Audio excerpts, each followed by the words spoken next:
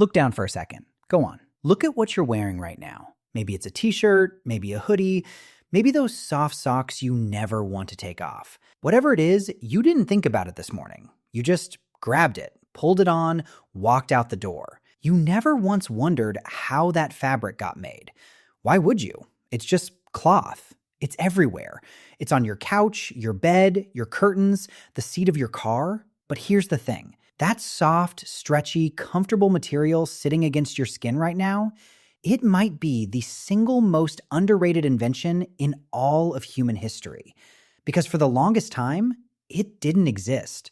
Not even a little. And the story of how your ancestors figured it out, how they took a fistful of dead plants and turned it into something that could keep a baby warm through an ice-cold night, well, it's absolutely wild. So here's what I want you to sit with. Before there were factories, before there were sewing machines, before there was even the wheel, somebody, somewhere, looked at a pile of stringy plant fibers and thought, I bet I can turn this into fabric. How on earth did they pull that off? How do you go from a plant on the ground to a woven cloth wrapped around your body? Because that leap, that's not obvious. That's not luck. That's one of the smartest things our species has ever done. And by the end of this video, you're going to look at your own shirt completely differently. I promise. Real quick, if you're even a little bit curious about this stuff, do me one tiny favor. Hit that like button and subscribe. That's it.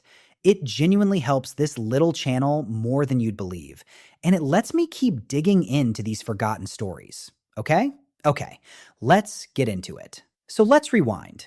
Way back. For most of human history, if you wanted to cover your body, you had exactly one option: animal skins. You hunted something, you took its hide, and you draped it over yourself.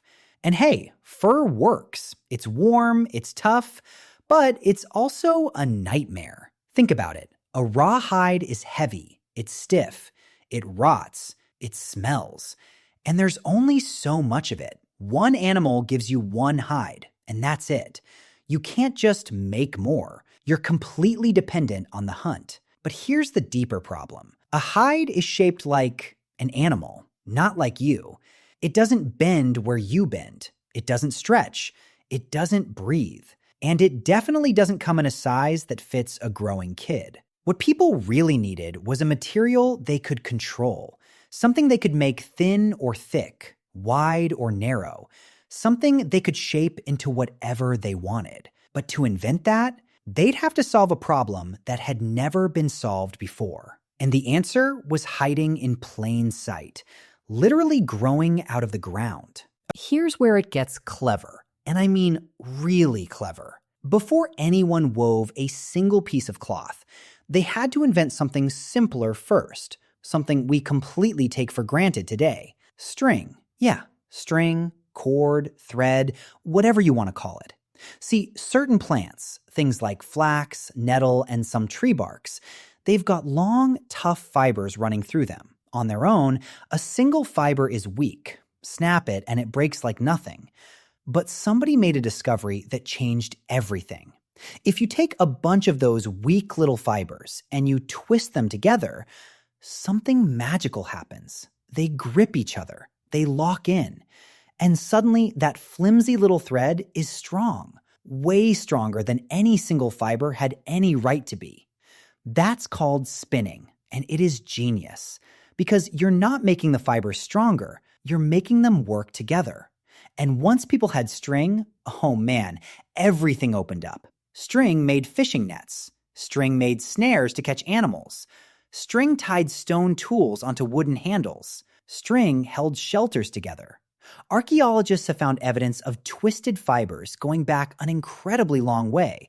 We're talking tens of thousands of years. Some clues suggest people were making cordage even before modern humans spread across the planet. This wasn't a small thing. String might have been one of the first true technologies we ever built. But string is just a line, a single strand. To wrap up a human body, you need something flat, something wide, something with surface. And that's the leap that gave us cloth. Okay, so how do you turn a bunch of strings into a sheet? This is the part that honestly blows my mind, because the solution is so simple that a kid could understand it, and yet nobody had ever done it before somebody figured it out for the very first time. Here's the trick. You take a bunch of strings and you line them up side by side, running the same direction. Those are your foundation. Now, you take one more string and you weave it across, over one, under the next, over, under, all the way across. Then you go back the other way, doing the opposite. And when you do that over and over hundreds of times, the threads lock together into a flat connected sheet. That's it. That's weaving. Over, under.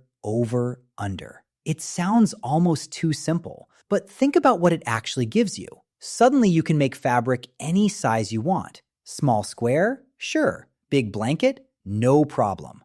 Long enough to wrap around your whole body? Absolutely. You're not limited by the size of an animal anymore. You're only limited by how much thread you've got and how much time you're willing to spend. And that changed everything about what humans could wear, carry, and build. Now, here's a question you might be thinking. If you're weaving over, under, with hundreds of threads, how do you keep them all straight? How do you stop the whole thing from turning into one giant tangled mess? Great question. And the answer is another invention, the loom. Now, don't picture some huge industrial machine. The first looms were beautifully simple. Sometimes it was just a wooden frame. Sometimes it was a set of weights hanging off threads to keep them tight and separated. Sometimes it was literally just sticks and string set up the right way. But that simple frame did something huge. It held all those foundation threads tight and in order, so the person weaving could focus on passing that one thread back and forth, over, under.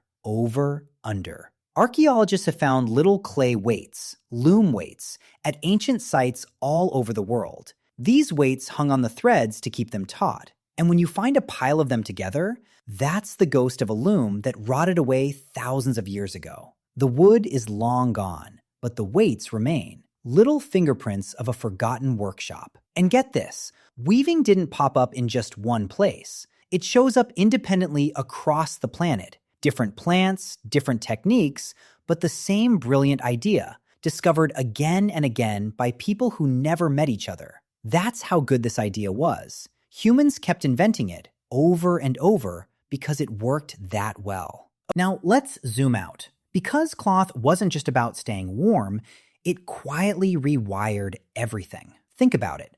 Once you had fabric, you had bags. You could carry things, food, tools, water, your own baby, hands-free. That sounds small, but it's massive. Suddenly, you could move more, gather more, travel farther. You had blankets. You had shelter walls. You had slings to hold infants close while you worked. You had a way to signal who you were. Because pretty quickly, people started dyeing cloth, patterning it, decorating it. Fabric became identity. It became art. It became status. And here's the part that really gets me. Making cloth takes time. A lot of it. Spinning enough thread for a single garment could take days. Weaving it took days more. So this became work that people did together, sitting in groups, talking, passing skills from older hands to younger ones. Just like the old winter fires, the making of cloth became a place where knowledge got handed down and communities got closer. Cloth didn't just cover our bodies, it helped shape our culture. Now, I want you to really appreciate something here, because we breeze past it. Every single step of this was invented by people with no schools, no books, no teachers, no internet. Nobody handed them a manual titled How to Make Fabric. They had to notice that plant fibers were strong. They had to figure out that twisting made them stronger. They had to imagine, out of pure nothing, that crossing threads over and under would make a sheet. And they had to build a frame to hold it all in place. That's not one invention. That's a whole chain of inventions, each one building on the last, spread out over thousands of years and thousands of minds. And the wild part? Almost none of it survives. Cloth rots.